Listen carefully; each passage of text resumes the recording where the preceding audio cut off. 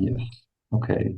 It's still steadily going strong, but I think we will have to start now because we have quite a full program. So, first of all, welcome everybody to this webinar, this matchmaking session on the Creative Europe call cooperation projects, where we will talk to the Ukrainian sector, but also to the rest of Europe on how to connect Ukrainian organizations in partnerships within the Creative Europe call. My name is Albert Meijer. I work as an advisor for the Creative Europe desk in the Netherlands. I'm joined here with a few of my colleagues who will act as moderators. I won't go through all of them. You'll get to meet them later. But I also want to give a warm welcome to my colleague in the Ukrainian Creative Europe desk, Mykola Ulyanov, who we will hear from in a second as well. What we will do today is to I will first introduce to you the COOP call, as we call it, the European Cooperation Projects call, very quickly. And we could have a whole afternoon explaining the ins and outs of the call, but we won't have time for that. Then I'll give the word to Mykola to talk about why we want to connect you to the Ukrainian culture and creative sector and why that is important. Then I've invited Nina Rilke. She's, I think I misspelled her name.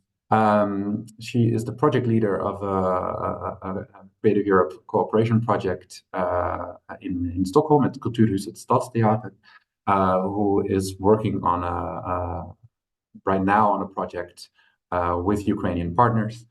We will have 10 pitching sessions of Ukrainian organizations that are willing to become partners within consortia. And at the end of the webinar, we will have a breakout groups where we will offer you the opportunity to connect to those speakers that were pitching in the sessions live. So that's what the afternoon will look like. It's going to be about an hour and a half. I try to be strict on time, so we can be a little efficient. So very quickly, the Creative Europe program, it's a 7-year program of the European Commission for the cultural, creative, and audiovisual sectors. There's around 40 countries that participate in this program. What does that mean? Organizations in all of these green and pink countries can participate in Creative Europe projects as partners, as project leaders. They can get funding from Creative Europe for their projects. In this list, all the countries that are green are fully participating. Ukraine is also fully participating in the program now. The pink countries are participating in the culture program, sub-program, but aren't necessarily participating in the media sub-program. Today's call falls within the culture sub-program. It's a very technical term. So all of the countries that have a color are countries you can participate with. The call European Cooperation Project has two objectives. Applicants choose one of these objectives to focus on. The one is transnational creation and circulation, and the other one is innovation. Now we see a lot of these partnerships form around a central question. Usually it's a topic that, or maybe a problem that an organization can't really solve by itself. So they need European partners, a European project, and European funding to solve this problem with each other, or to cooperate internationally with each other. For those of you who have applied in the past before, we used to have a set of priorities, which were kind of leading within the projects, but we've seen in the new call that the regular priorities are out of the call, and instead we have overarching priorities. Well, actually, instead we have the two objectives, which are now most leading in the application. But the overarching priorities are new. What are those priorities? They are meant for all of the applicants, regardless what the topic is, to formulate an answer to. So one is on how green is the project. The other one is on how inclusive the projects are.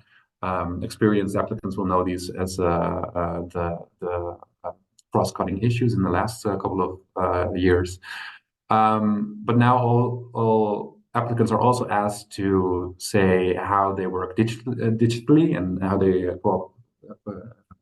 contribute to the digital transition. And then the fourth one, and that's why I pointed them out, is one of the overarching priorities that all applicants have to answer to is international relations, and specifically on how they plan or not plan to work with Ukrainian participants or Ukrainian partners. So we've seen in the development of the program and the development of the calls that there each year, we see quite an emphasis from the European Commission on cooperating with Ukraine. So next to it being intrinsically interesting to work with the Ukrainian sector, it's also something that the European Commission really wants to see. I don't want to confuse you too much, but there was another call that had a deadline last week. It was called Support to the Ukrainian Culture and Creative Sectors, and we will expect some outcomes of that, I think, in May or June. But the deadline has already passed. But this was a very specific goal that we won't go into too much detail now. So we will focus on the cooperation projects. Also good to mention that there are also other calls within Creative Europe and within Creative Europe culture that you can apply to, but we won't go into those for now. The main numbers behind the cooperation projects, there are 3 scales in which consortia can apply: small scale, medium, and large scale. A consortium is a group of organizations that works together as a partnership within this call. The small scale, well, depending on how big that partnership is, the more money you can actually apply for. So for the small scale, you need at least 3 partners from 3 of the countries that were in the last slide. For medium scale, you need 5 partners from 5 countries. Large scale, 10 partners from 10 different countries. The large scale was closed last year, but is opening again this year. I put and so you can ask for 200,000 euros in the small scale, which it's always co-financing, so you'd have to co-finance on top of that. The co-financing rate is 80%, so you'll have to find 20% of your budget elsewhere. Medium scale is €1 million maximum, funding rate 30%. Large scale is 2 million maximum. These projects can last for 48 months, so up to 4 years. The deadline is the 13th of May 2025. I made a mistake in my presentation here. So it's the 13th of May 2025 at 5 o'clock Central European time. So that's 6 o'clock Eastern European time, if I'm not mistaken. Oh, that's maybe Central. I think it's summertime actually. This is a very, very strict deadline. If you miss this deadline, then you'll be late and you won't be accepted. So try to apply as early as possible. Good to know that it's an annual call. It's a yearly call. So next year we expect another call like this, but then the large scale will be closed again. And what I always mention is that the success rate is quite low. We see that this call is becoming more popular every year. Last year, the success rate was around 13%, and we expect now that there will be even more applicants for the same amount of funding that's available. So it will be maybe a bit closer to 10%, but it depends on how many applicants there are. Can everybody see the slides? Yes. Okay. I got a message saying somebody couldn't see them, but I'm glad that everybody else can. That's a very short introduction. I mean, I can to really understand these projects, I would need a lot more time. We don't have that time today. If you want more information, technical information or content on this call, reach out to the Creative Europe desk in your country. We are there to give you advice, to help you in your application. And very often we will also organize webinars like this one, but sometimes a little bit also more in depth about the call in our own languages. So all of the participating countries have a Creative Europe desk, so it's good for you to be aware of that. We will send you this PowerPoint after this session. There's a link in there where there's an English language webinar from ASA. It's the agency in charge of this call, in which they also explain all the technicalities of this call. That's it for my very short introduction to the call. I would like to give the word now to my colleague in Ukraine at the Creative Europe Desk in Ukraine, Mykola Ulyanov. Yes, hi to everybody. Can you hear me well? So I think I'm going to be even shorter because I'm here on meetings, and I'll be very direct to compensate my shortness here. It's very simple. Certainly, many may think that those strong emphasis on cooperating with Ukrainian organizations can increase chances for those 10, 15 very cruel possibility of getting the funding. Yes, that's all maybe true. We don't know, to be honest. To be honest, we don't know. We're not experts. Maybe, yeah, it gains your chances, maybe not, but that's not what's important. Together for this pitching, I am absolutely sure we selected really nice and strong players on culture fields with potential to be participants on good consortiums implementing great projects. That's the main thing. And other organizations are joined also as observers, and they're also very nice and good. There are more than still, even now, because we've got war aggression against Ukraine, but even now we've got like over 1 million people working in culture sector in Ukraine. This is huge.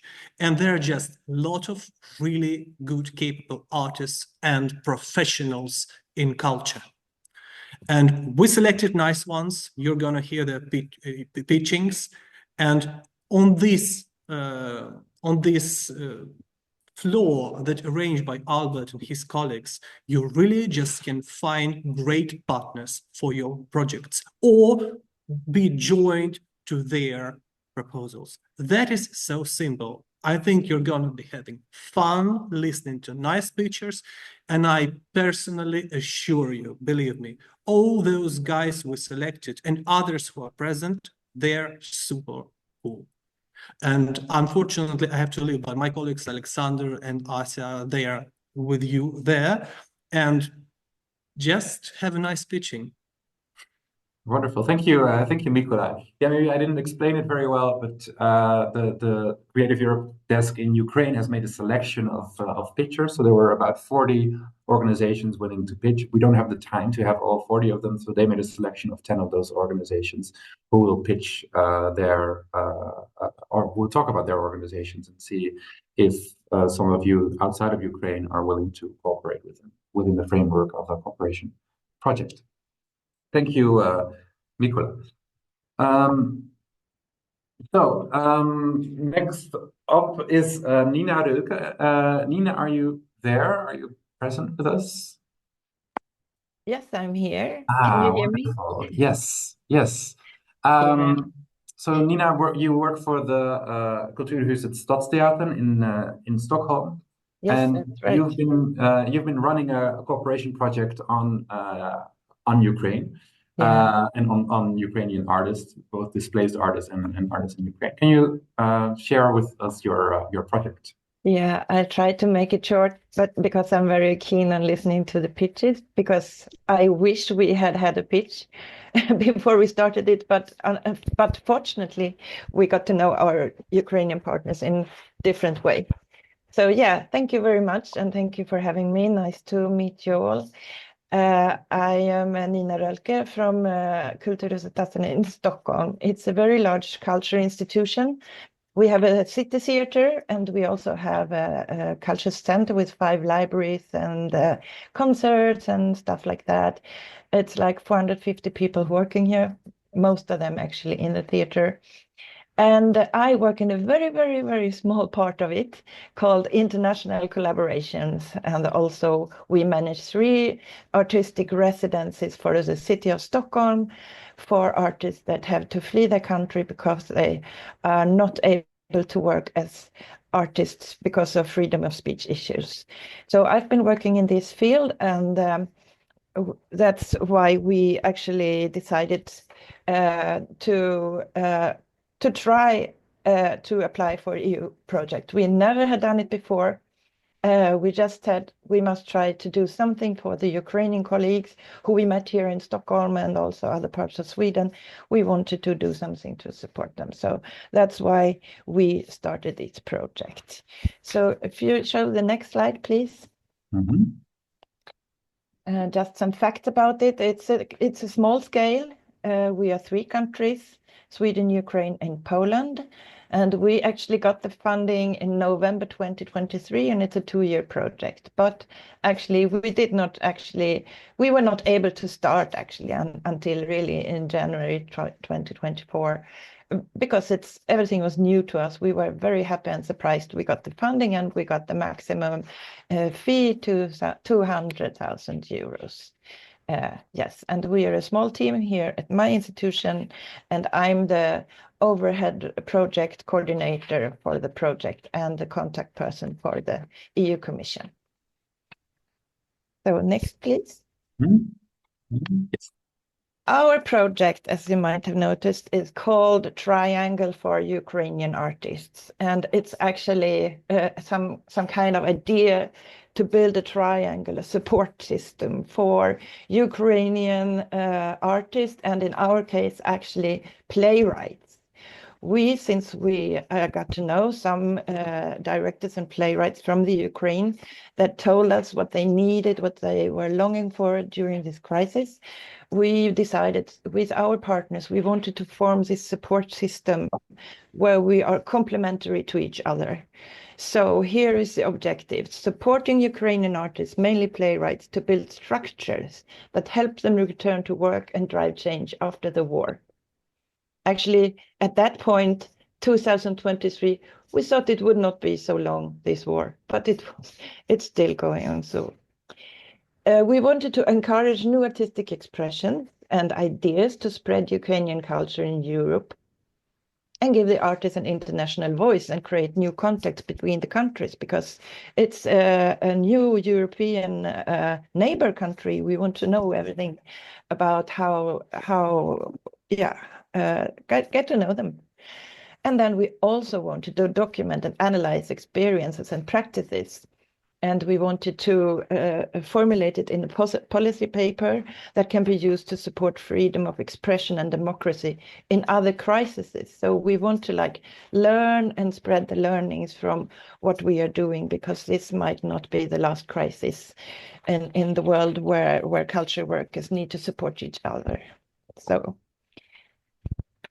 Kulturhuset Stadsteatern, this is our part of the project. We got to know some of the playwrights when they were visiting Sweden due to an invitation of an organization called SWAN. It was emergency residency for Ukrainian artists in Sweden, started already in spring 2022.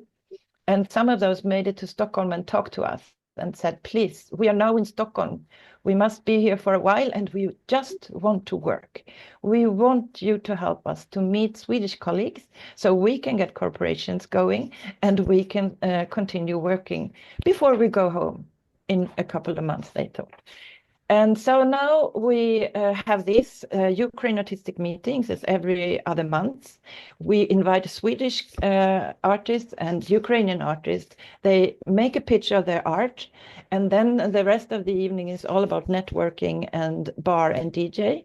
And people get to meet each other. And next time it's new artists from Sweden and Ukraine who present something together. Maybe they already know each other. Maybe they just got to know each other on stage. And we have been doing it now for 6 times, and it's really working out well. We now have a community that is quite big, and several new corporations have been started through this.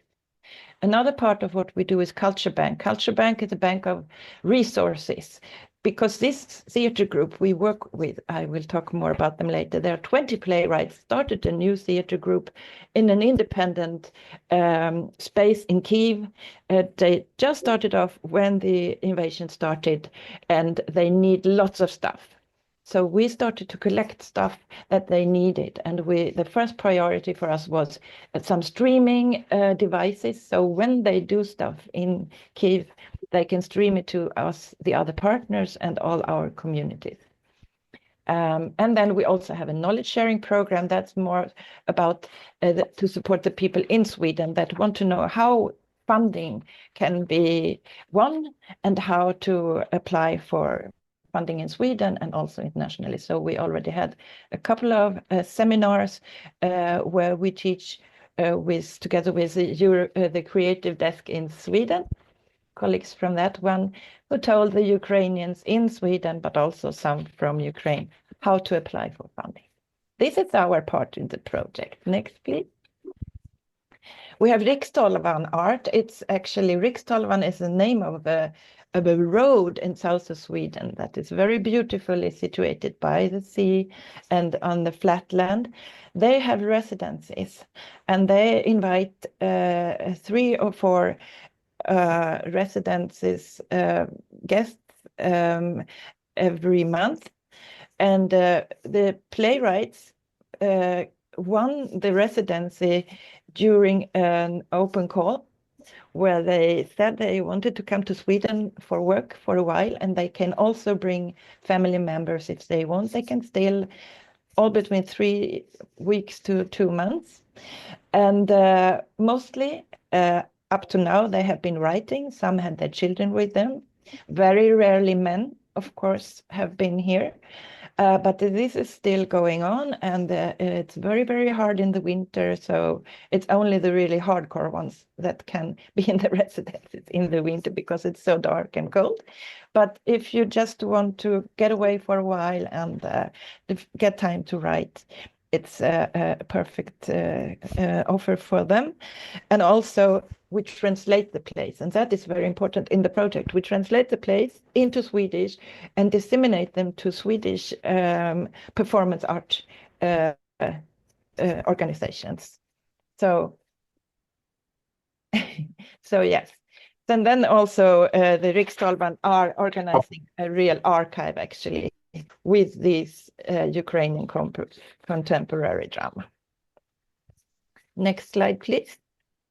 Villa Decius is, I used to say, it's a partner we already knew because they also have a residency program like City of Stockholm in Krakow. It's a culture institution. This is more like intellectual part of our project because they have hired a researcher that follows all our doings and thinkings and sharing methods, and they will formulate a policy paper and organize a final conference. Many Ukrainians, of course, you know that, have moved to Poland, and they already at Villa Decius have great experience from working to support artists from Poland. So that is a very important part of the project. But now the most important partner, it's next slide. It's Theatre of Playwrights. I cannot pronounce it in Ukrainian language, but they have a small theater venue, like half stairs downstairs in an old big building in the middle of Kyiv. And they have been working, and they're always working and doing shows and readings and playing plays, actually all the time, unregarded of the hardship they experience every day. They are 20 playwrights. They made a manifesto because these playwrights are like a younger generation of playwrights who want to write a more Western orientated modern drama that is about people living now and telling the stories from now. And they are very eager to reach out with their plays, get them translated, and also get support to be able to run this venue. And they also, in the program, our project, get some funding. So they have developed already actually a very good website where you can also find all the playwrights with their names and which plays they have done. So this last weekend, Friday, Saturday, and Sunday, they had actually a mini play festival. They had plays going on all days and new written ones, and they streamed them so I could see them here. And it was really amazing. I just got an email from Andriy, our partner. He said, we are so happy there were no big alarms and no energy cuts during these days. So we are very happy for them. This was one of the big events in the project. Yeah, so next slide, please.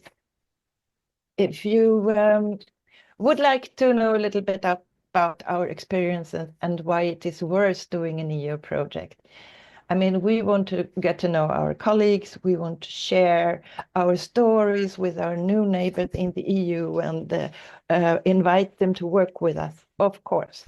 But it was quite a hard work to make the application. It takes time. We only had 3 months, and it was a nightmare sometimes. We had to work day and night. So please take help from your consultants here from the Creative Desk. We had great help actually from ours here in Stockholm, because we were exhausted, 70 pages, and it's so difficult to understand what they mean always. And yeah, and then when the project started, we were really happy, but we had listened a little bit too much to the EU Commission, because they wrote in the application we should avoid traveling. It's for sustainability. Don't travel too much. Please meet on Zoom and stuff like that. But I really advise you, meet in the beginning. It's going to save you so much troubles on how to understand each other. What do you mean by that? How do you work? How do we work? And stuff like that. So it was really like that. People work differently and people have different working cultures. If we had met just 24 hours in the beginning, it would have been easier to get to know each other, and then we could just call each other for small sums. But lump sums, we work with lump sums. So that is really a revolution. We don't report with all our receipts and financials. No, we report only in showing what we have done with document, pictures, and reports.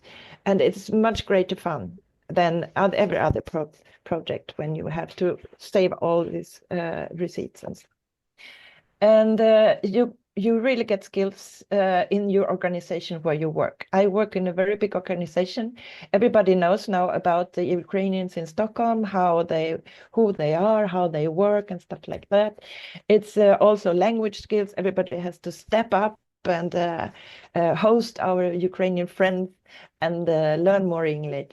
And yeah, you gain perspective on how it is. You reach new target groups. We now have a contact with all Ukrainians actually in Stockholm, Sweden, and also in Krakow, and also for the theater playwright. So it's also easier to get additional funding because you will need it. 20% is you have to find another ways. So in a small scale, it's 20%, and we actually got additional funding because people already know we made it through the EU portal. So now they've got additional funding. So it's very fun to work in this project, and it's also a lot of work, but it's really worth it. That's what I wanted to say. So maybe you won't have any questions, so please ask them now. Maybe something about how it is to work in the Ukrainian context. Maybe we will speak about that a little later, because there are some obstacles you have to know about. Yeah. Maybe, yeah, because we don't have a lot of time for questions, but indeed, what are those obstacles? I think if many of us are interested in setting up a partnership with Ukraine, but maybe we worry about what that means. Yeah, I would say it's first thing I think is it's hard to get used to is we can mainly work together with men, and not with men, I mean with women, to invite them to Sweden, because of course, unfortunately, men cannot travel. We have our partner in the project group, Andriy Bodarenko. He's actually some problem with his eyes, so he cannot be a soldier. This is the only reason why he is still there. And the other thing is traveling. Traveling in the Ukraine from Kyiv to Stockholm is very expensive and time consuming. We had had the 3 visitors up to now, and each time it was very expensive, and it took like up to 24 hours for the people to get here from Kiev.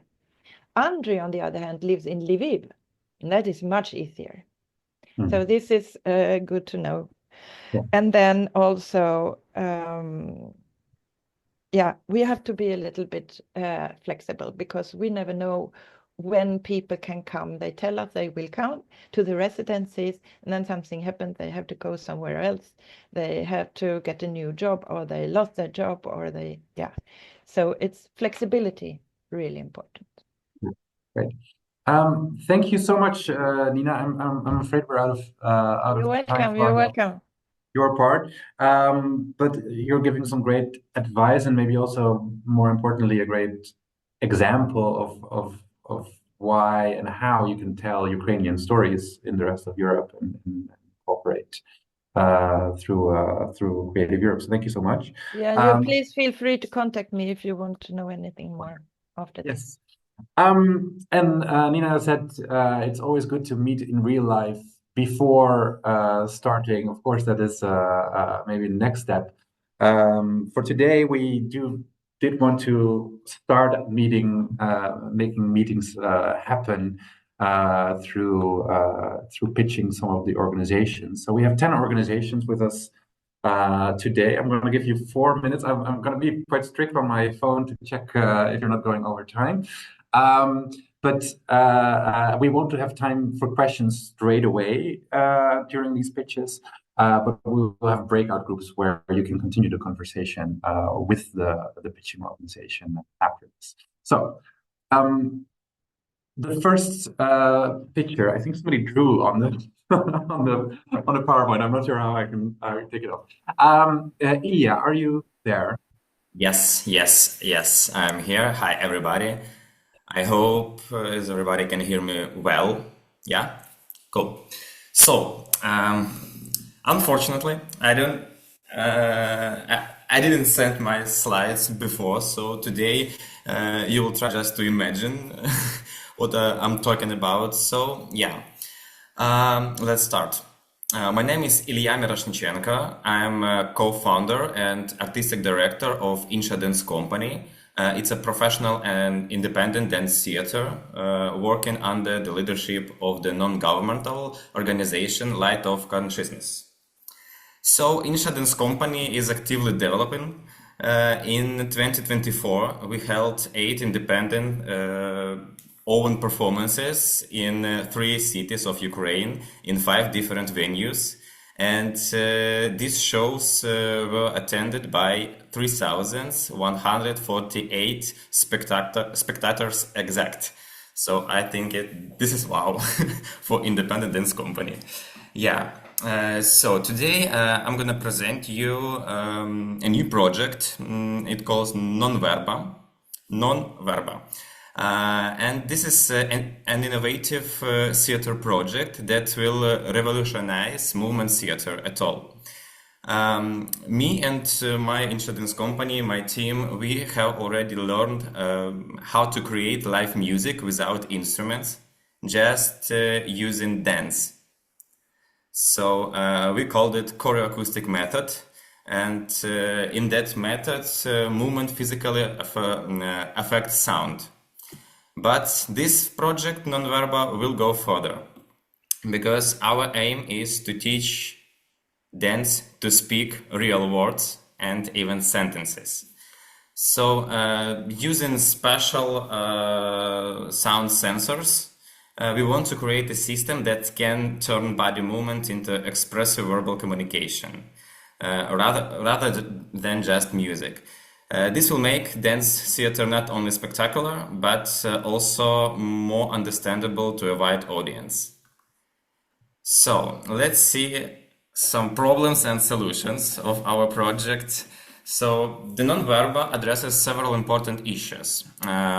First, innovation in theater. Contemporary dance theater has traditionally relied on musical accompaniment, but we offer a radically new approach. Movement independently generates sound and even words, opening up a new level of interaction between body and the audience and the sounds and the space, etc. The second, expanding the physical expression of theater. So, in dramatic theater, actors work mainly with their voices, and plasticity is secondary. Dance theater, on the other hand, lacks verbality. So, we are creating a method to make body theater more accessible and expressible. The third one, development of new technology. The project involves research into a unique sound sensor, a directional ultrasonic microphone. So it means that as soon as a dancer's body enters its range, the transmitter reads the movement and converts it into a signal for a modular synthesizer.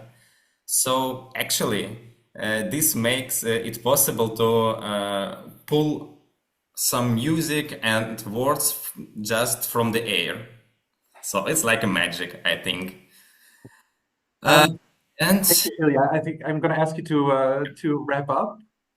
Yes. I should repeat it, yes? No, to wrap it up. The 4 minutes are over. Okay. Maybe just one question. What type of partners would you want to cooperate with? Yeah. Is there a type of organization, maybe a dance organization or technology organization that you are looking to partner with? Yeah. Actually, we have already some preliminary agreement with a Danish partner. It's a Holster Brothers company. They agreed to host us with a project just to give us some base for the rehearsal, for the researching. They are having a big stage in Denmark, so at The least start is there. one partner, yeah, but also we'll need a big partner who can help us with the software based on AI.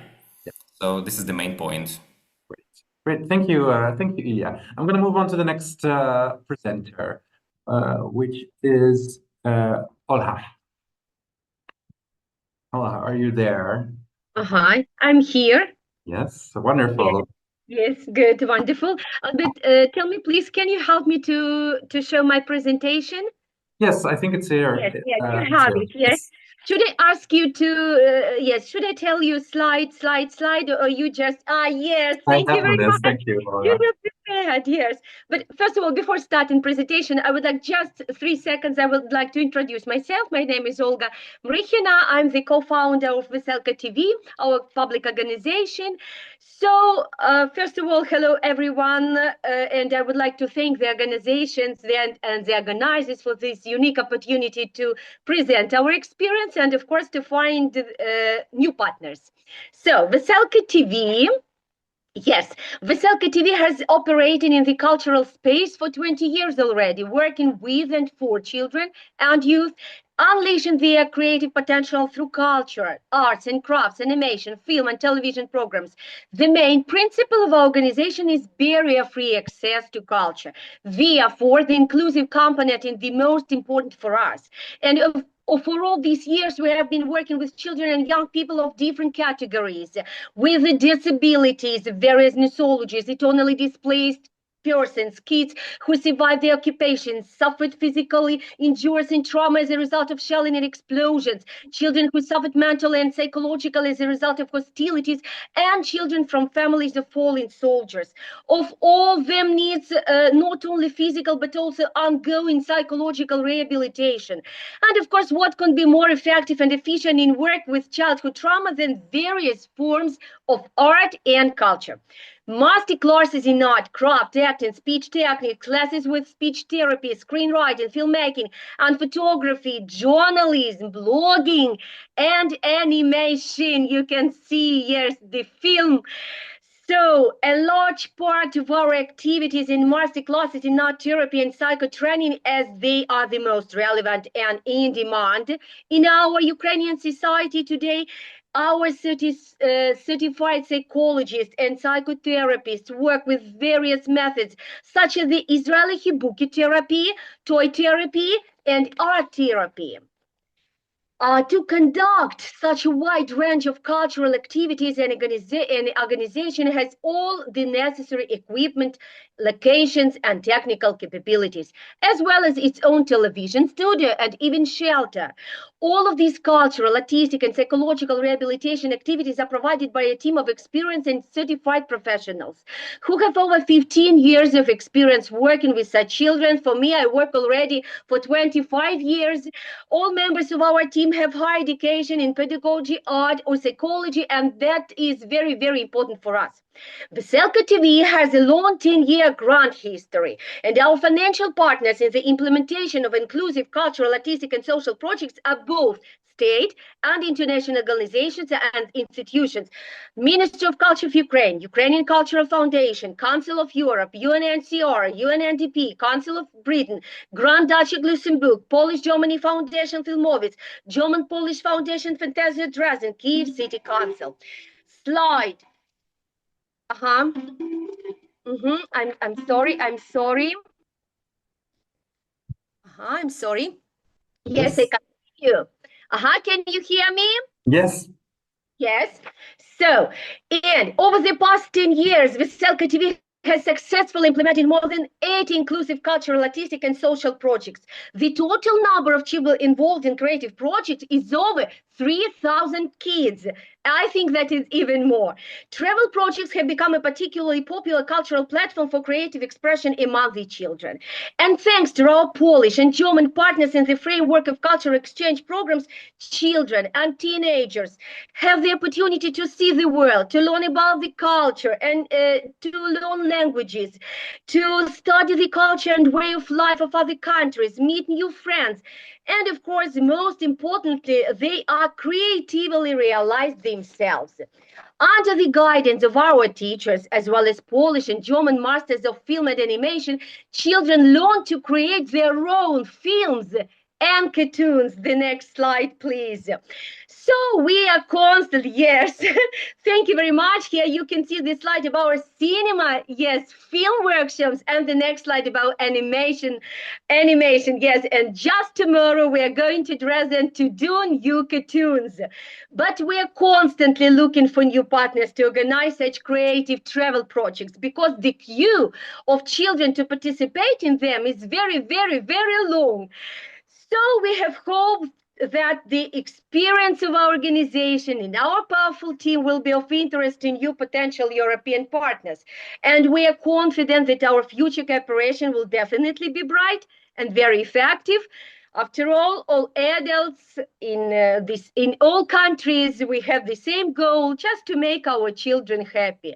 Thank you very much for giving the opportunity to find these partners. We hope that we find the new partners because for us it's very, very important. We are always in projects, and when you ask when we are going to start, we are ready. We are ready to start even yesterday because just we are and we have lots of children who are waiting for new project and ask Ola, when we can start. So that's why please join us. We'll be good partners, be sure. Wonderful. Thank you so much, Olha. As a reminder to everybody in the room, you can speak to Olha and Ilya and all of the other presenters after the pitches. Thank you. The next person, Denis. Hello. Hi. And I want to ask you, do you have our presentation? No, I didn't receive it. Okay, we can use the share option, and I please help me, Lydia Semenuk. Lydia, if you can. I don't think we can share your screen. So if you can present it like this, then please do it. Okay. Then I will be very shortly. Okay, we are Foundation of Social Innovation from country to Ukraine, and our mission is to tell stories about the humanity and the development of the human spirit in society through creative projects. We believe in the power of culture and arts as tools for positive change. In recent years, we have implemented several successful projects, including a film almanac of 6 short documentaries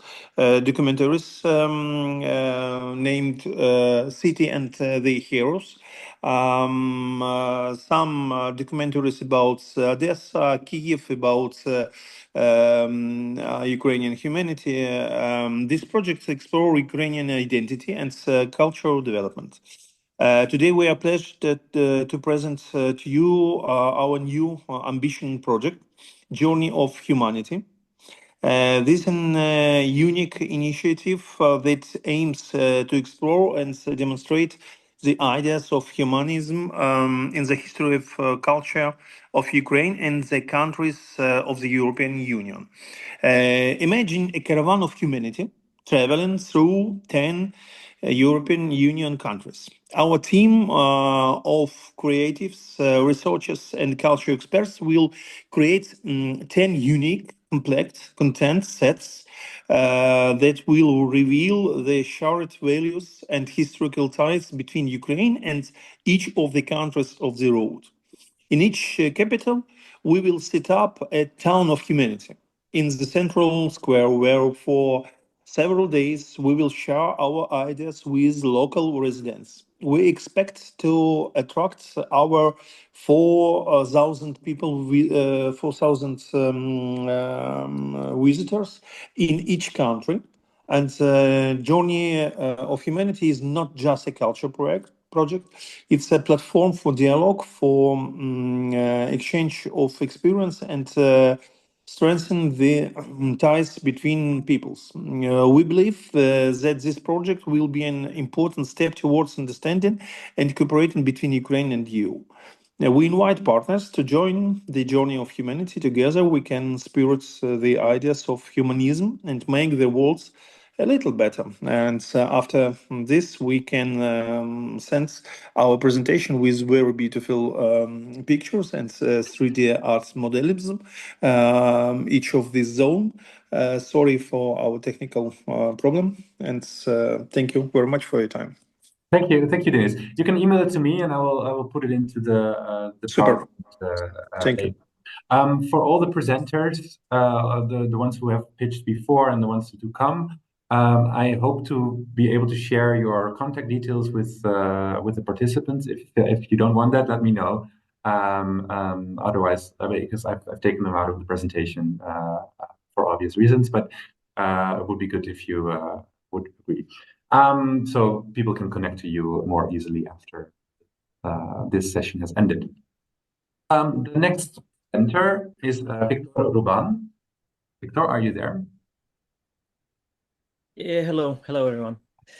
I will be very quick. I sent you the power. Do you have it? Okay. Oh, yes. Super. Thank you.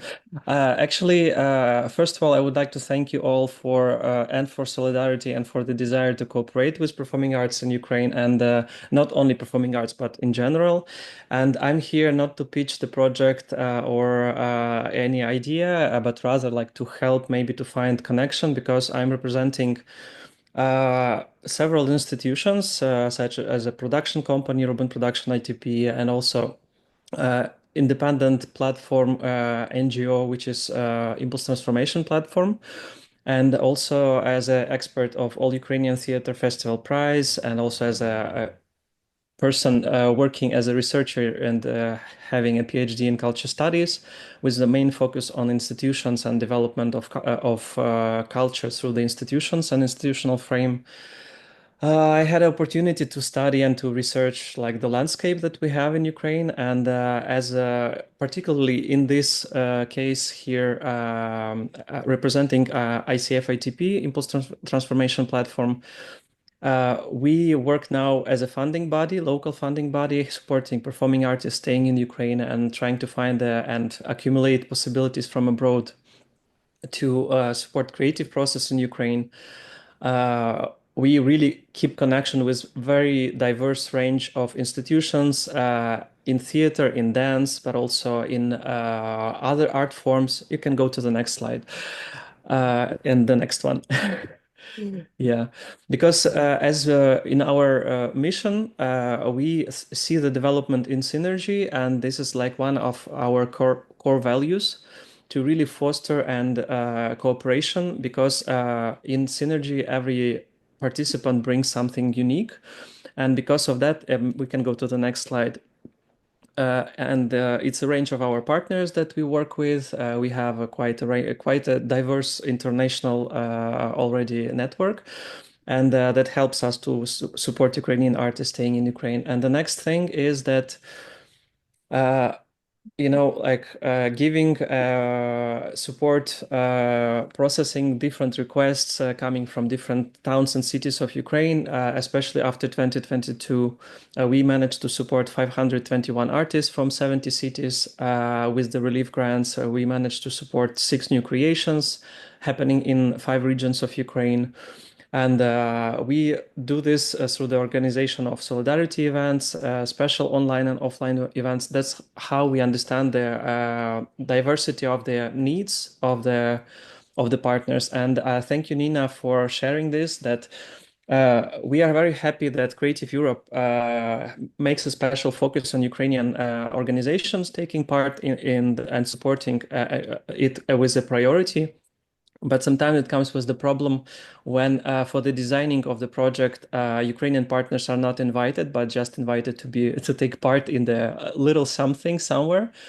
And like that, within this frame, not developing the project idea, not developing like the whole proposal. Sometimes the real specific needs of Ukrainian artists or Ukrainian organizations or the stakeholders like IDPs, like kids with the special needs, like small institutions are not really in there. And that's why it's just to address that it's very important to really to find a good match, not only on the level of idea and capacities, but also on the level of the specific needs of each project. And I'm here for helping you maybe to find the best partner, maybe in the small focus group within the breakout rooms. But even though if we will not speak, we will not have a chance to take part in the same activity here, feel free. We can go to the next slide. In the next slide, it's about more information, but also to contact and directly, just even with the idea, we have this idea, we can make a small Zoom call, or you can send me like small introduction information, and I would be happy to find you the best match organization to cooperate within your call. Thank you. Great, thank you, Victor, for this this offer as well. And I think indeed one of the things why we are having this session is to have maybe a first kickstart of actually what are Ukrainian organizations working on themselves. So I think that's good for you to point out that it's not you want to also intrinsically cooperate with a Ukrainian organization, not just to match the boxes. So I think that's the basis of a good partnership. Thank you again. The next speaker, Janina, are you there?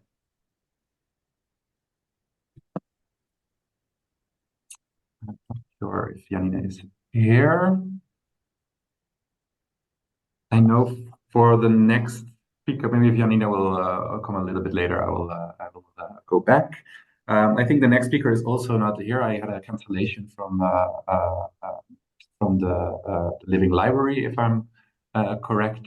Ludmila, if you're here, please interrupt me, but let's move on to the next speaker. We're going through very quickly. Oksana, are you there?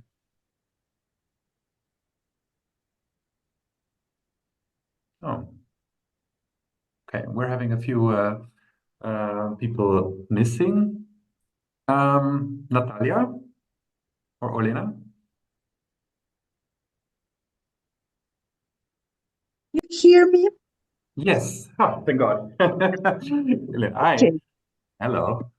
Yeah. Hi. All right. So let me present our theater. Unlike some other projects already discussed here, it deals not so much with young as with third age people. And our literary and drama theater, Dar, which means gift, has been in operation for 8 years already. And over this period, we have produced and presented 8 shows and an innumerable number of literary concerts and so on. Whatever we are doing on voluntary, non-paid basis. And all our performances and shows are gratis for our audiences.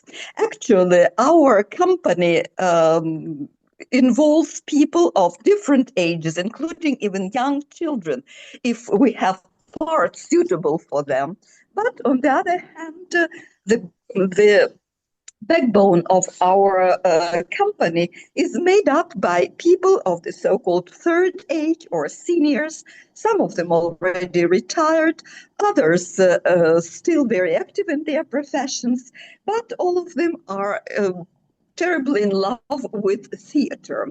Our productions deal with the problems facing elderly people, seniors in the past and in the present, and many of our plays are authored by representatives of our company. Our presentations are made at the Cultural and Scientific Center of the Academy of Sciences of Ukraine, and the contingent attending our shows, they are also mostly senior people. They seem to be really impressed by what we are doing, and there were about 3,500 people who had the opportunity to attend our performances. After the shows, they would come up to us and express their gratitude, thanking us for what we are doing, for our commitment, and they are telling us that we are inspiring them and helping them endure the hardships of the war, the family separation, being away from the loved ones, anxiety they feel for the people who are now fighting at the front lines, and as well the need to be relocated sometimes, and so on. So we feel that what we are doing helps people, and that actually makes us tick. Our idea is to create broader spaces with possible cooperation from other countries, probably, who are interested in similar endeavors. So we have in mind not only some joint productions, but establishing some joint kind of creative space where we could share the best practices and our experience in general, and to organize festivals, shows, literary readings, to help our libraries with new editions, and to upgrade in what we are doing, to get people together. That is what we're thinking about. So our theater, or rather a drama and literary company, is about inclusivity, about being a source of inspiration for elderly people, for disabled people, and for all people who need to find some kind of creative retreat during the time of the hardships we are going through. In this, we are cooperating closely with the charitable organization, which is called e-Contact. And if we have a couple of minutes left, or seconds left, I'll give the floor to its leader, Olena. Hi, Olena. Hello. Yes. 1 minute, please. You're already a little bit over time, so maybe just very Olena. quickly. Sorry? I don't You're hear. already a little bit over time, so if you can quickly summarize. Okay. Natalia, that's all. Okay. All right. And they are a charitable organization which is working also with elderly people and with people with disabilities. So we are cooperating. Thank you very much for your attention. Thank you. Thank you. Olena. Thank you so much. Thank you. There. Yeah, I'm here. Yes. Hello, nice to meet you. I'm Svetlana Oleksiuk, and also co-founder of organization Spontaneous Dance Union Dissenter. The organization is working in the sphere of creation, research, and promotion of contemporary dance performance and also somatic practices in Ukraine. And I, as artist, was active so approximately since 2008 in the field of contemporary dance projects in this sphere, and it were on working architecture and participating in the projects of theatre for is the topic that we are trying to create the project now that we are looking partners for. It's to show the next slide is the theatre for theatre and also for children from 6 to 36 months or any other educational artistic ideas for free development. The main content is very rough now. I haven't specialized it because we are looking for partners and at this stage, I think it should be quite broad. So we are looking for partners to make a co-production of performances in Ukraine and also abroad for, in European countries to organize any educational residencies for the theatre actors and dancers. Yeah, and it's important also to note that it is theatre of where adult people play for children. Yeah, it's not children theatre. Yeah, it's one moment that is also important to notice. Yeah, and to organize tours in Ukraine and abroad. Our idea is to develop the theatre for so young audience, and also one special branch that field or maybe a section of the project that I would like to pay attention to is the section for children with special needs, because actually it's a big problem now in Ukraine to make anything quite accessible for all range of people, where they can come, the children with special need can come and do it freely without any payment. Yeah, we are quite not a big organization for now. There are 3 people who are ready to work on the project, and we could be a partner organization, but also coordinator if it's small scale project, I guess, and if it would be possible, of course, in Ukraine. Yeah, maybe if there are any questions, then yeah, and maybe it's also important to tell that the photo you see now is a Ukrainian collective for children that makes performances for children of 36 months, and it's called the first performance, Persha Vystava, and they are working in the method of Dansema theatre from Lithuanian theatre. Biruta Binevičiūtė is an artistic director. So it's the partnership we already have. Yeah. Great. Thank you. Then Antonina? Yes, I'm here. Greetings Yes. all. I'm glad to be here today, and thank you for this opportunity to represent a museum's team and our ideas for bringing museum access to everyone. First, I should say who we are.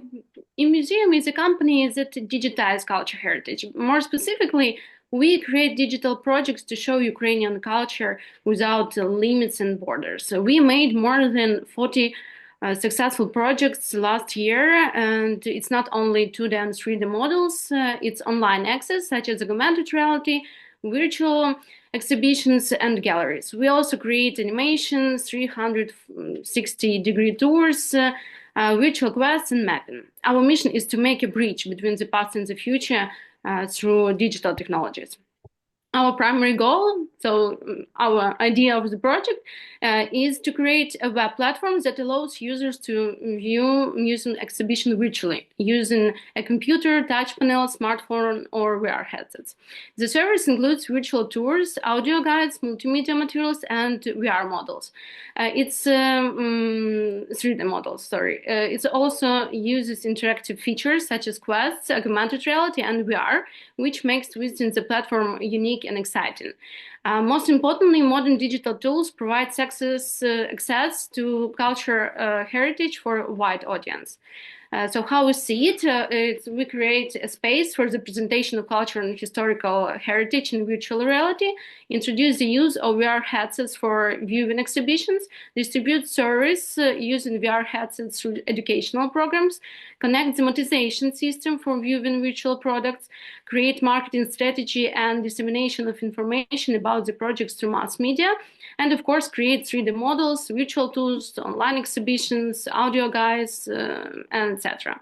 At the museum, we identify 6 main challenges. Please change the slide. Of 6 main challenges of Ukrainian museums, which I think are common to European museums also. This digital platform will close these issues. It expands cooperation between different cultural institutions. In times of critical need to preserve museum collections, and they will be saved through the digitalization of materials. Currently, it's difficult to get young people interested in history, but this platform engages them to learn about cultural heritage through interactive game elements. Monetization system provides museums with additional income. Thanks to the use of modern technologies, it promotes cultural organization and advances them.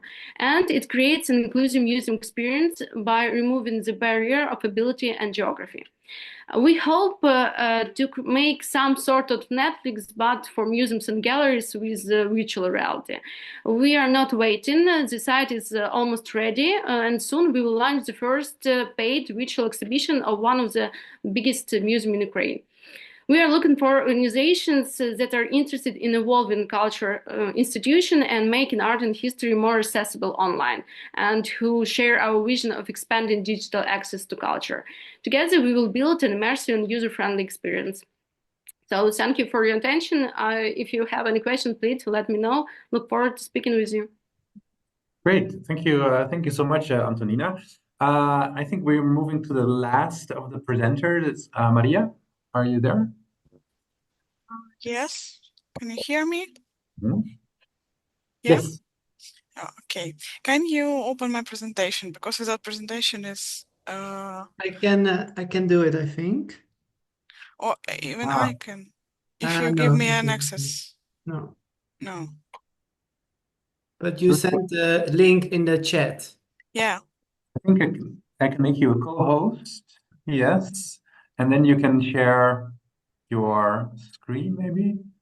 Let's see. Or you can get me. Let's see. Right. I can. Great. Yes.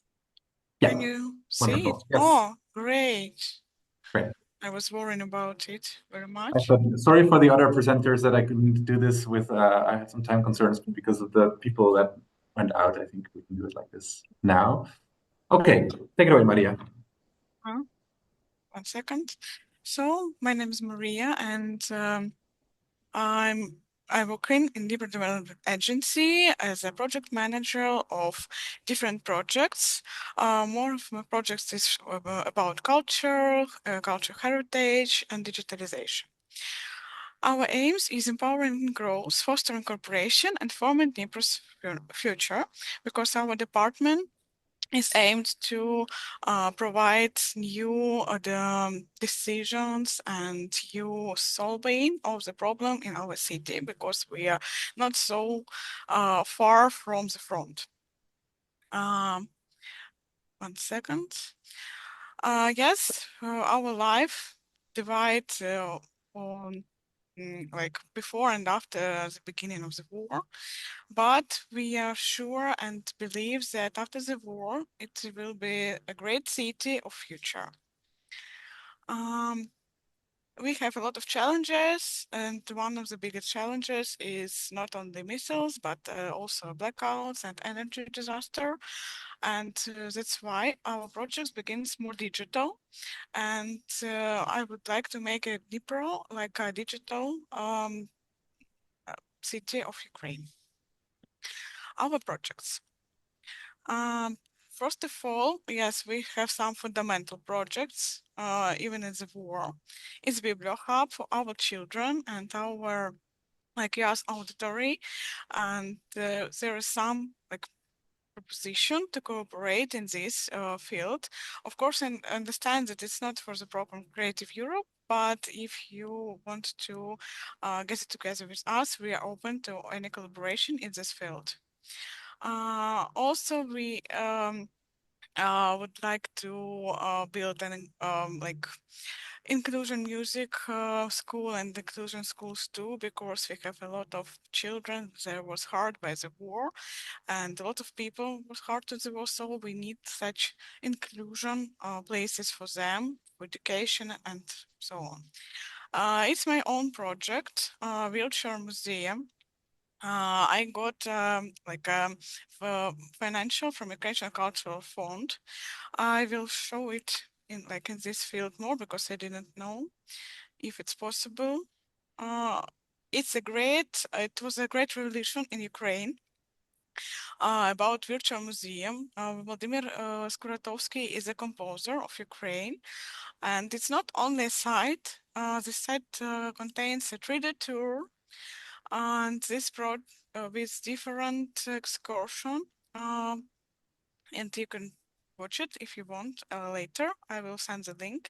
It was the beginning of this project, and also we are looking for interesting decision for rising and improving and developing this project too. And also there are music game and a lot of interaction things for any auditory. And also we have some digital more project. Yes, it's about this. It's about game, digital education. It's one of my favorite field, and it's my own project, Culture Ed. I would like to make a digital education for all, and it's a capable of also project. It's like a robot. His name is Andy, or anything. It's like on the beginning of this project, only like an idea to make a lot of presentation. I have my own digital presentation technology for children, and I would like to make a big platform of digital education for Ukrainian people and for the whole world to make inclusion education for everybody. Also, like a week ago, I got a grant from House of Europe it's a first part of this big project Culture Ed, DG Music, and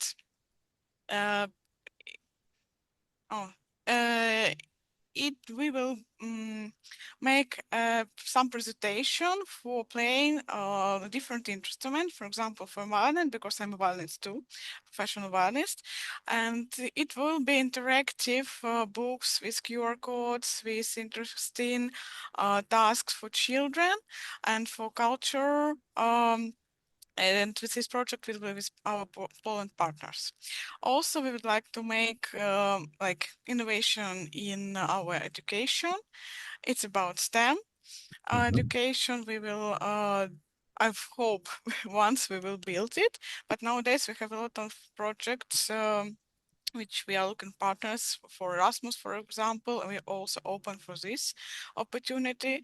And my also projects at anti-corruption project for children and the asset. I hope it will get a grant too nearby. Initiative of revitalization, recreational education, and industrial project for recovery and innovation. I'm totally sure that Dnipro is city opportunities and city of the future, and we are sure that culture and education is a fundament of our future society and future of Ukraine. Thank you. We are open for any collaboration in any program. We are only on the beginning of our project and grants history.